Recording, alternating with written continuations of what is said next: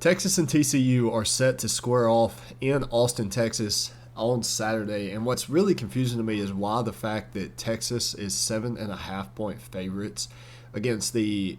So 3 loss Texas, 7.5 point favorites against 9-0 TCU at home. Now, the at home part I can understand, but what that's telling you is if they were on the road, TCU would be about a 4.5 point favorite. So, or 4.5 point dog still. So, that's kind of concerning to me. I don't really like that number. I think if Texas even wins this game, I don't think they win by a score or more. I just don't see that happening. But the problem here is I don't know what Texas team I'm getting. Okay, if you go back to the Iowa State game. At one point they were up. Let's see. Don't want to get this wrong. They were up 17-7 at one point in the game. Ended up trailing. Scored a touchdown with 4.5 minutes to play to take the lead. All right, Oklahoma State. If I'm not mistaken, it was 31-17, something like that. Maybe even worse than that. I'm pulling all this up. So it was 31-17 with 3 minutes to play in the second quarter. Then you go up 34-24 to start the third. And then you come back and you lose 41-34. In that game, Quinn, 19 for 49 with 3 interceptions. I haven't looked at it. I won't go back and look at his stats for the Iowa State game, but since he has returned from injury, he's looked like a different player. Now, he looked unbelievable in that Alabama game.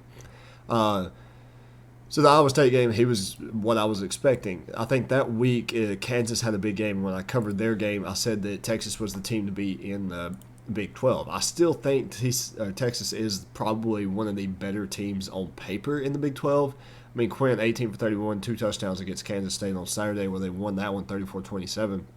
And they almost, they were outscored 17-3 in the second half in that game. So my problem here is I don't know what I'm getting from the Texas team, but what I do know is what I'm getting from Bijan Robinson. Bijan Robinson, in my opinion, is the best non-quarterback in college football this year.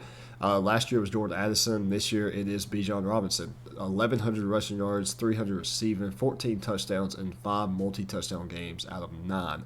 So I think there should be an award, like a Heisman quarterback award, and then like the Doak Walker or Maxwell, or not the Doak Walker, the Maxwell should be for the Heisman for a non-quarterback. That's how I see college football. That's how I see the NFL.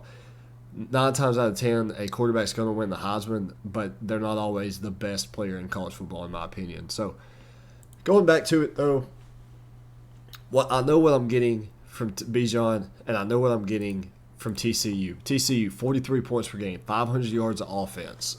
They're allowing 396, which is cause for concern, but they rank pretty highly in third down conversion offensively and third down conversion defensively. So, TCU, you're 9-0, and I said this a couple weeks ago. I think I said it in the maybe the Texas Tech preview game, the video I did. The TCU make the playoffs? I'll put it up in the description, or up in the I'll put a card for us. You guys can just click on it if you want to see my opinion on that one. But TCU has gotten lucky to this point. There's no denying that. TCU played Kansas and they lost their quarterback.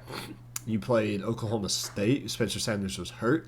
You played Kansas State without Adrian Martinez. That is lucky. You played 3 ranked opponents in a row. And I think, I may be mistaken about this, I think Dylan Gabriel did not play in the TCU game or he got hurt. So I'm not 100% on that. But I know they've played at least 3 games in a row, all ranked opponents without their starting quarterback. That's luck. It is what it is. It's not a bad thing. That's the point. Is being lucky isn't always a bad thing. Being lucky has got you to 9-0. Being lucky has gotten you to a top 5 team in the college football playoff. You're 4 wins away from making the college football playoff in first year under Sonny Dykes.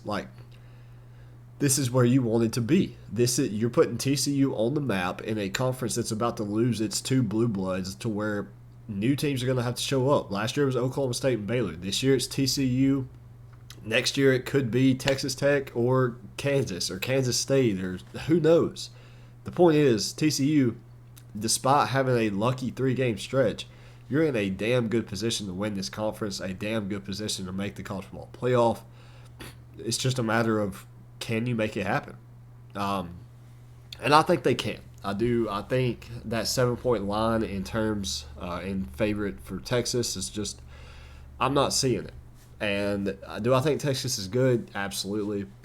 But TCU is just efficient, man. Texas has struggled offensively. They have. There's no denying that. 17-3 outscored by Kansas State. In the second half, Oklahoma State, another big comeback to beat them in the second half. Iowa State was leading at one point. So three of your last 4 weeks, you have basically been destroyed in the second half. And TCU, they haven't really had that. TCU's been in some dogfights, and I think that could come back to bite them. They haven't had a bye week. TCU has played 5 straight, 10-10, 10-3, 7.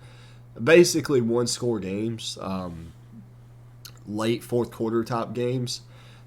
TCU is due for a letdown. They are. I think a TCU letdown is coming. I think TCU finishes this season 13-1. I just don't know when it is coming. That's the problem. Is this TCU team is really good. I love Max Duggan. I love Sonny Dykes. I love his offense. I just don't know if this team can go undefeated because the Big 12 is so even. It's so even. There is no, all right, here's Georgia, and then here's Vanderbilt, or here's Georgia, and then here's Auburn. Here's Georgia, here's Arkansas. Like, there is no gap in the Big 12. It's here and here. Here's Texas, here's TCU, here's Texas Tech, here's Kansas State, here's Baylor, here's Oklahoma State. The gap is like that. There's not, anybody can beat anybody in the Big 12, and the fact that TCU is 9-0, and I'm going to pull up the rest of the Big 12 standings here. Texas is in second, 6-3. Baylor's second, 6-3. Kansas State second, 6-3. Kansas and Oklahoma State are both 3-3 in conference play. You have 5 teams that are 6-3 in the Big 12. It's as even as it gets, guys.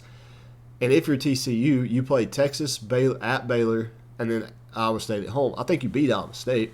I don't think Iowa State's that good. But the problem is if you don't win at least one of your next 2, you don't make the Big 12 championship.